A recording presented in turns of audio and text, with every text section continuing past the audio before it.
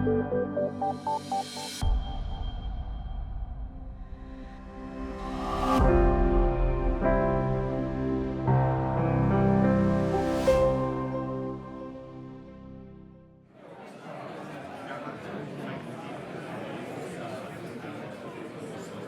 morning. Hello, hi. My name is Cristina Bacalso, and I have the privilege of being both your keynote speaker today and also one of the rapporteurs for this event. So you'll see me floating around to your various sessions and also together to do a wrap-up tomorrow. I'm a member of the advisory group of the Council of Europe, European Commission, Pool of European Youth Researchers. And so while I'm a youth researcher by background, I also focus broadly on the topics of participation, of democracy, of what does it mean to organize ourselves democratically, to act and be democratic in our organizations, in our communities, in our societies. Today, I'd like to pose a dilemma for all of us to consider. Is participation a means or an end? What I mean by this is participation a process? Something that we do to achieve some other goal? Or is participation a goal in and of itself, regardless of the outcome of that participation? So I know this question seems fairly abstract at first, but we'll work through this dilemma together this morning. Because the answer is neither, either, or. There is actually no right answer. But rather, how each of us thinks about participation shapes how we will practice it, and how we practice it shapes ultimately what participation is for, the role it plays in our organizations and in our society. So the objectives of the forum our lovely facilitators had already covered, but just to have them here once more. And it's really about this horizontal priority. We know that this horizontal priority applies to all of us across the programs. But I'd like us to remember that we come here from all different sectors, like our facilitators had mentioned. We come from adult education, higher education, from schools, vocational education, and youth. And so with these different angles, it's important for us to try to relate to our individual sectors this question of participation.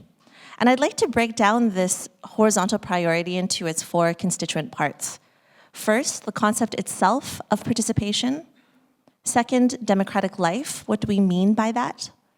Third, civic engagement. And then fourth, this idea of common values. And one of our opening speakers had already talked about this importance of common values, but let's maybe interrogate what we mean by that. So let's start with this concept, participation. What do we mean when we say participation? So in everyday language, when someone says they are participating, we can think of this to mean that they are taking part in something. I am participating in this football game. Last week, I participated in a meeting. But when we speak of participation here, or when it comes to speaking about participation in the programs, we're actually talking about a human right to influence decisions and matters that impact you. So it's based on the fundamental idea of autonomy and agency of a person and their ability to have a say in what happens to them and their lives. And of course, there are variations of this definition, and the SALTO PI participation strategy provides an expanded version. But when it comes down to the essentials, this is really what we mean, to influence decisions and matters that impact you.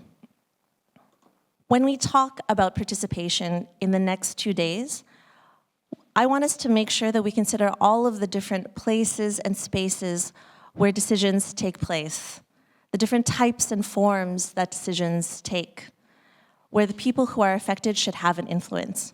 So this includes out there, right? This includes when we're talking about policies, when we're talking about the big political decisions, about how we organize our societies, how we distribute resources. And it's also about how policies are implemented. So for example, it's not just if you have a new park built in your neighborhood, but also how will this park look like? How many slides will we have to make sure that the children in that community will use it? How do we place the lights in this park to make sure that people feel safe when they enter it? The people who live in that neighborhood should also have a say in how this park looks like and operates as the ones who are using it. So when we think about why is participation important for democracy, it's of course fundamentally because it's a right, but also too, talking to the people that policies are meant to serve makes for better and more efficient policies. But it's also important to remember that participation relates to what we do in here, what we do in our organizations, our institutions, in our schools.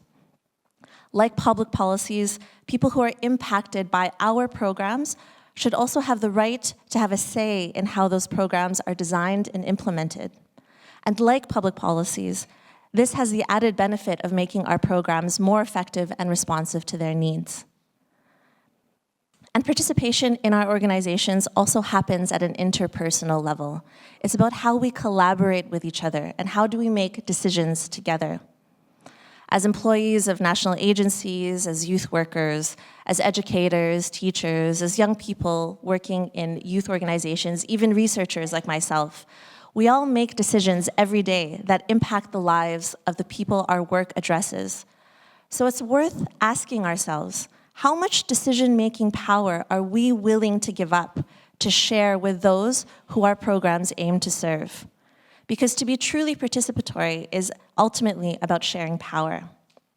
So I'd like for us to reflect, to think about our organization, our agency, our school, to think about the people it aims to support. And I would like us to switch now to a Menti for a moment. We'll do a few Mentis today. And this one here, of course, everyone's familiar with Menti. We have the code here at the top. I'll give you a moment to log in.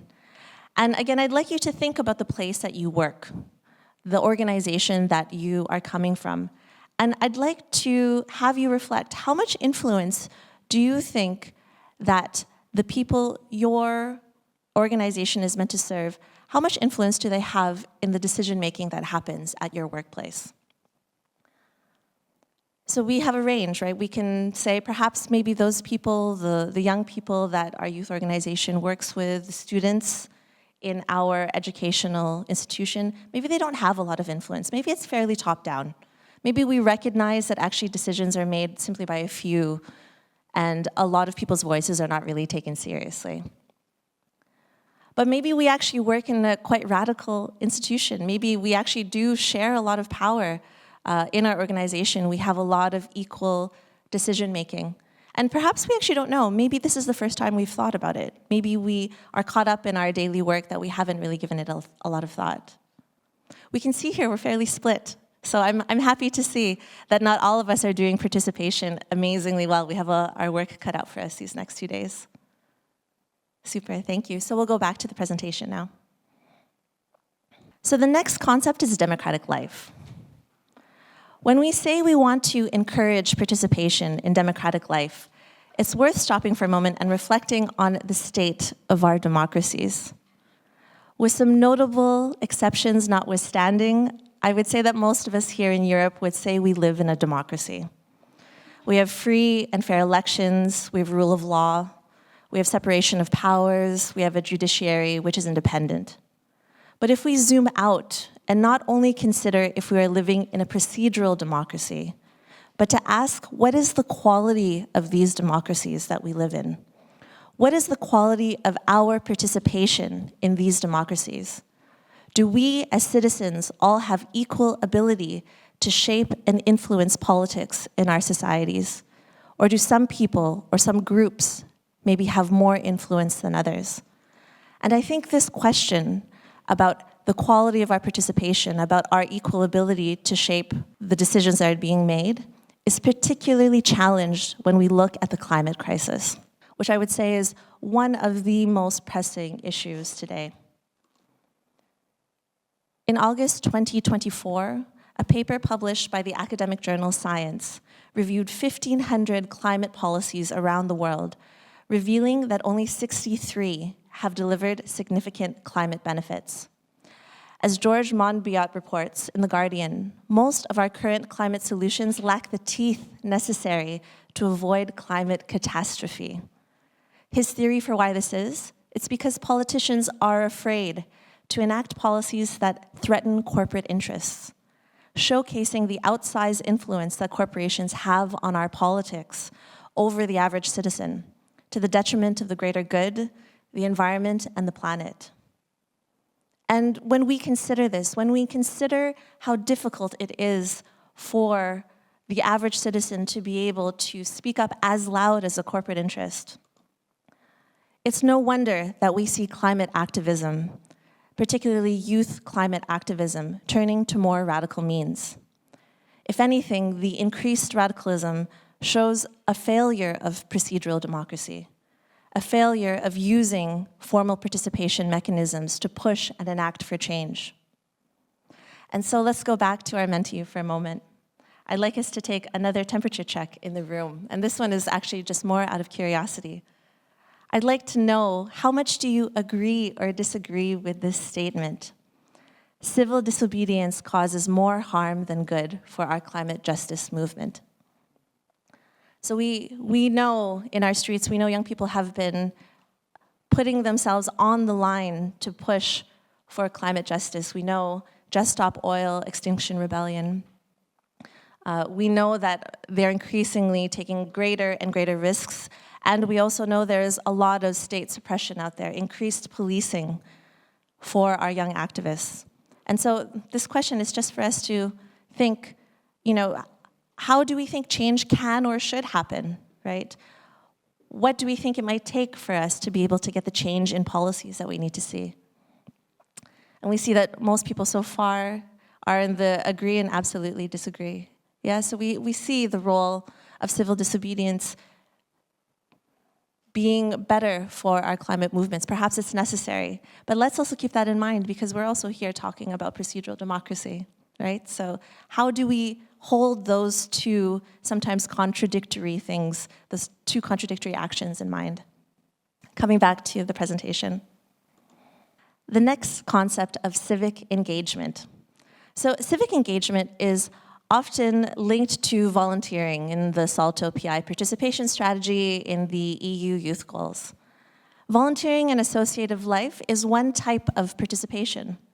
Through volunteering, one can shape the community that they want to live in. One starts to build the world that they wish to see through volunteering, through giving their time and their energy. The report Forethought for Solidarity by the SALTO European Solidarity Corps tries to define what this idea of solidarity means. They propose it has 4 components: empathy, human rights, active citizenship, and inclusion.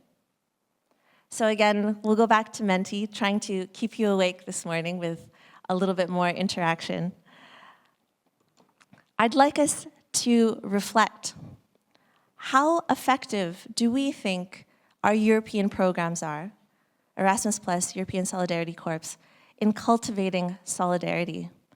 To what extent do we think a person has developed these 4 aspects of solidarity after taking part in Erasmus Plus or European Solidarity Corps?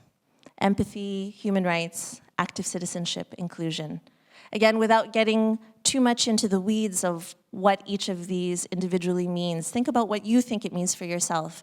Think about what you have witnessed from a person when they start a program, when they end a program. Are we doing what we intend to through these programs by cultivating solidarity with those people who are taking part? We see empathy at the top. This is great. This is very interesting, actually. I think empathy is probably one of the ones which comes most out of this individual interaction in our programs. Human rights is perhaps a bit more abstract for people. How does one tell that you have a greater appreciation for human rights before or after a program? Active citizenship, similarly, although we could think of different ways to track maybe how a person becomes more active as a result of or after taking part in these programs. And inclusion also similarly. So we see that we're still somewhat in the middle of this scale on a scale of 5. Some of our aspects we probably could do a little bit more thinking around. How do we cultivate human rights, active citizenship, and inclusion in particular? How do we move that a little bit up on the scale? So coming back again to the presentation. Lastly, this concept of common European values. Of course, this relates to the concept of solidarity. And I know here that we're starting to use a lot of buzzwords, a lot of buzz terms.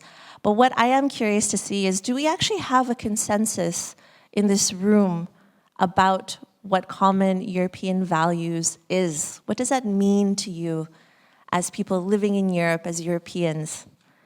And we'll do a bit of a word cloud here in this slide. I'm curious, let's take a little bit more time with this. What do common European values mean to you?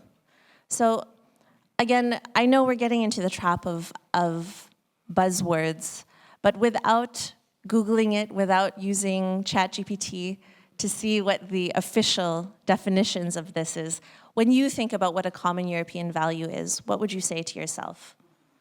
I'm coming from Canada, so for example, I would love to know what you all think of what a common European value is. I've been living in Germany for 15 years, however, and so I think I'm starting to get a sense of it, but the idea that there is something specifically European about a value is something which has always been interesting to me as a non-European person. So we see already democracy is one of our main ones right in the middle there. Freedom, equality, human rights. Human rights is an interesting one because let's think about the last slide. We know that actually through our programs, perhaps we don't do a very good job of cultivating this concept of human rights. And is it just about knowing human rights, or how do we measure respect for human rights? This is also a tricky question. I think as a researcher, we're always trying to grapple with these very fuzzy concepts of values and how do we actually measure them. Freedom of movement, this is a great one. And I have to say, also under threat, right? I think this is something which, for some of us, we know that in recent times, some of our policies have been challenging this fundamental concept of freedom of movement. Inclusion, peace, of course, and this morning we heard speaking about the threat of war and conflict so close to us, and especially while we're here in Estonia on our borders. But peace is still considered to be a fundamental common value. So what I can see is that many of us in this room, we have roughly a consensus of what these concepts are.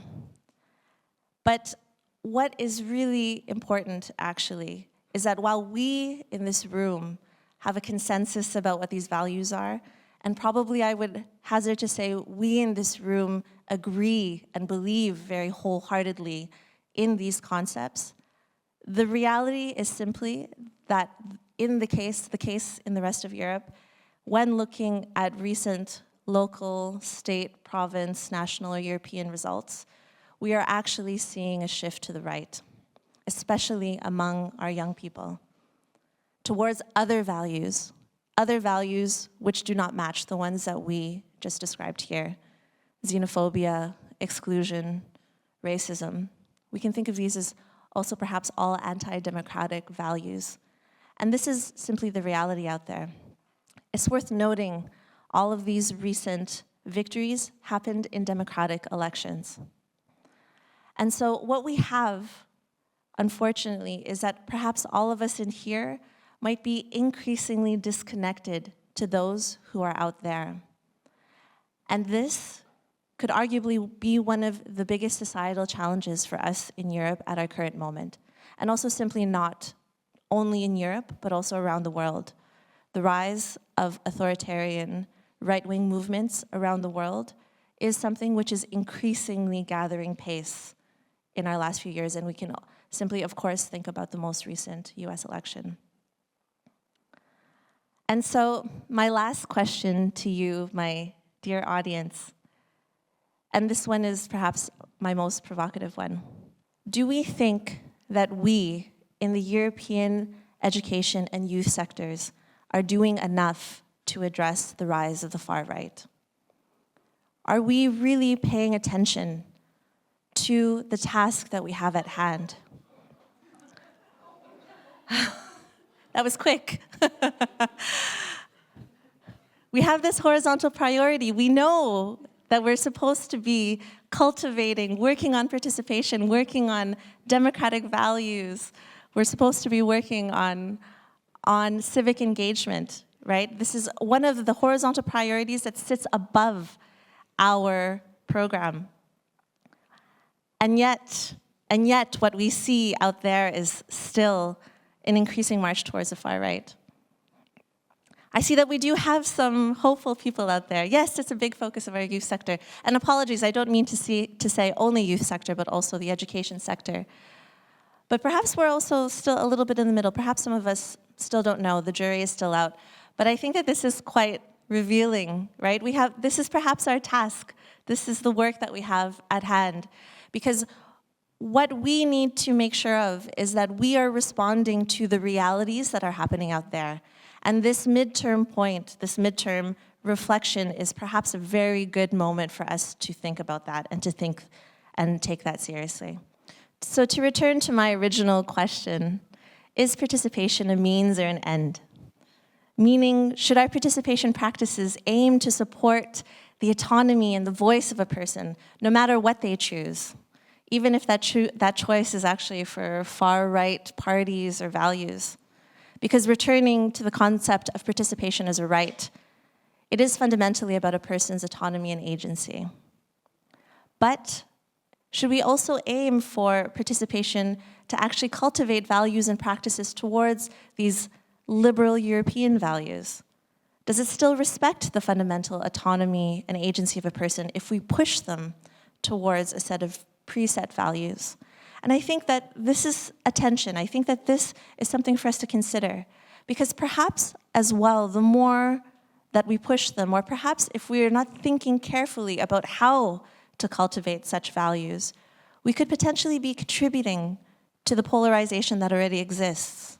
And I think that that's something for us to take very seriously. We don't want to drive a further wedge in our fractured societies. We want, ultimately, that more and more people believe and live in the European common values that we're all here and that we seek to support. We want to shift from the me to the we that we heard this morning from the Director General, right? We want to be able to bring people into the fold. But I think it's very important for us to think about, how do we do that? Have we been doing that up until now? Are there things that we are perhaps not doing that we need to really consider to ensure that more people are turning away from the anti-democratic values and choosing democracy? How can we better understand the rise of the right within the context of our democracies?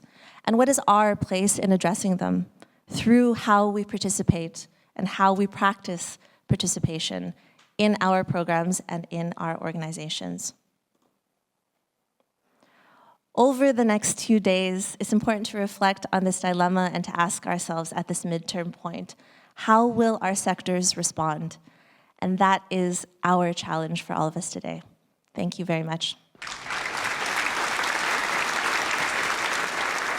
Thank you very, very much, Cristina, for this opening speech that gave us a lot of food for thought and also asked us the hard questions.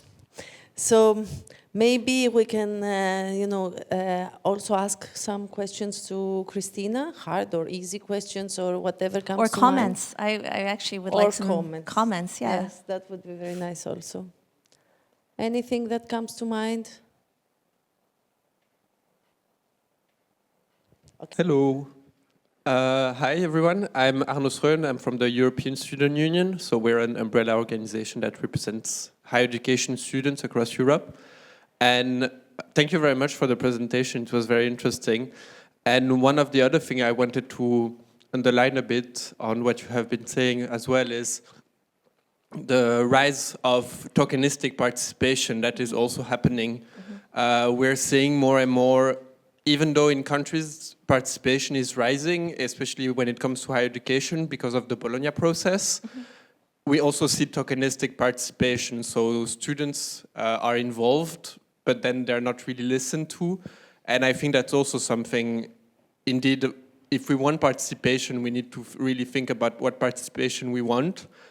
And it made me reflect on the statement you presented at the beginning. I think personally that participation is not the goal, because if it's solely the goal, then it's tokenistic and it's a problem. It's a mean to achieve other goals, and participation is on the path of it. But I think that's also very important. But thank you very much. Thank you so much. Yeah, tokenistic participation is absolutely a challenge. We can see that especially when it comes to climate, right? So we recently finished, of course, COP29. We're still very, very far from our climate targets. And we see, if we compare from, the young people who are taking part in Fridays for Future several years ago, a lot of them have simply given up in terms of this type of more formal participation mechanisms, because they're simply platformed but not listened to. And it really puts young people, puts students in between a rock and a hard place, because they are perhaps sometimes invited into spaces but not taken seriously. And then they perhaps are feeling forced to resort to more radical means, but then criminalized, right? So where actually then is there space for participation? And I think that our various organizations have a role to think about that in terms of how do we set the example, how do we do that in the spaces that we have control over, to ensure that we also cultivate this kind of culture of participation where it's actually much more meaningful. Yeah, thank you. Hi, thank you, Cristina. Veronica Stefan. I coordinate actually New Power in Youth, which happens to be a strategic partnership between national agencies, which are actually very much interested in youth participation. And the point I would like to make, because you had that nice question, if we do enough, right? And either we do it enough in the youth sector, enough in the education sector. And actually what we observe a little bit is this challenge of actually working together, the education and the youth sector, among other things, because obviously together we do many things. And if anything, this participation topic or priority, which is so important, we kind of struggle, and I'm not sure, maybe you can reflect on the why we struggle in working together, formal and non-formal, education and youth, why we still separate the bubbles and what we can do to enhance this a bit more. Yeah, thank you. I mean, working cross-sectorally is hard. It's hard for ministries, it's hard even in our own departments. We can think about an organization we've worked in and how it's difficult to work across thematic areas. I think education and youth have a very lovely partnership, because we're talking about a young person, we're talking about also a young person beyond being a student, but also a student. And then adult education and TVET is part of that life cycle, right, of what happens then to a young person in a lifelong learning type of scenario. So it is, I think that we all have a lot of connections. In terms of why it's hard, I mean, I think that that's perhaps for all of us to discuss over these next few days. I think that part of why it's hard in a very uneducated, not research sort of reflection is I think that sometimes I think our schools are both one of the best places for us to practice democracy, but it is also one of the places where it's perhaps the hardest to actually foster democracy, right? We have a teacher in the front, we have a curriculum that's set by a ministry, we have, a very long tradition of how education looks like, and perhaps actually it's sometimes a little bit inflexible to change. And so I don't know. I'm curious. I come from youth sector. I'm curious to hear from my education sector colleagues in terms of where do they see the role of participation in schools. I think that there's a lot of exciting examples. But I have heard from on both sides that schools are perhaps the first place where you can have interaction with democracy, but also the first place where you see authoritarianism. So yeah, I don't know. It could be interesting. Thank you. Thank you for the presentation. It was really interesting and insightful. My name is Judith Balog, and I'm coordinating another strategic partnership, Europe Goes Local.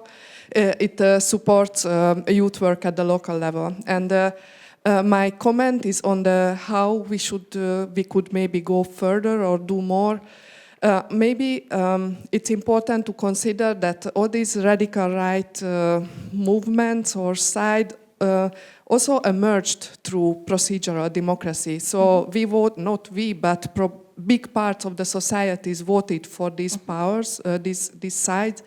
And I think our role is really on the side of making people choose maybe better. So to really make sure that people can and young people can learn how to take well-informed decisions, even focusing more on information and media literacy, how to make their choices, what democracy means, not just about voting or going to choose, but what to choose. And another thing is maybe if we look at closely where, most especially in Europe, where the radical right is taking power, then we have to realize probably that we need more diversified approaches also in promoting democracy and participation, diversified in terms of different parts of the society, but also geographically.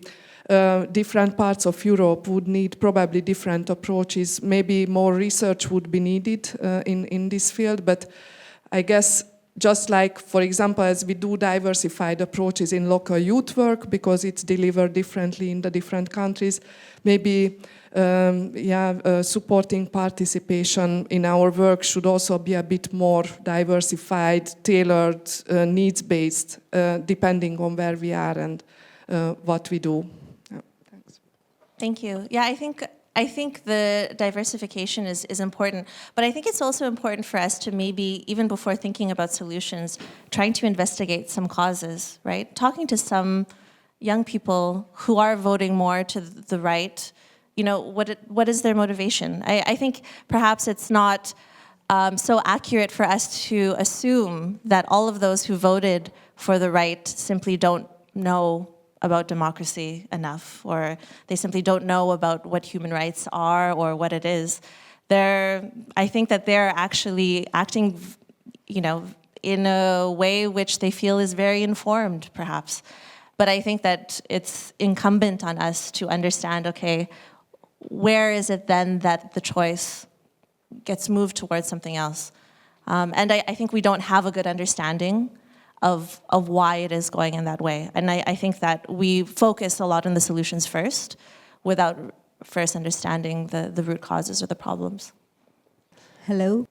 I'm Elena Maddalena from the Italian National Agency, Erasmus. Going back to learning environments and why is it so important to start from a very early age, and why the environment might be in contrast with speaking about democracy and all. I think that maybe a peer-to-peer approach might help, not a bottom-up. Like, for example, Erasmus ambassadors, role models, they can not only talk about how beautiful it is to have such an experience, which we know, unfortunately, it belongs only to a very small percentage of people, but how they can become democracy ambassadors, human rights ambassadors, and they can express and they can talk about their experiences with that lens, not only with the lens of, I had a great time, it was a lifetime experience, but it also enriched my European identity, it enriched my beliefs in human rights, and so on and so forth. Because if we think about European education, European citizenship education as another topic, as another issue to study, it would fail before even starting.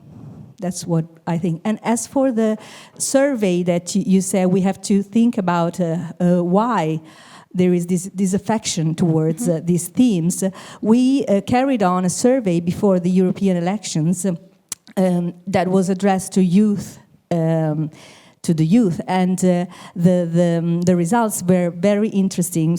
These affections is something that can affect also Erasmus people, which is, it might even be weird. And we are ready to publish the results at the end of this year. So it's not that we are not thinking about it, just we've been working on it. Thank you. Thank you.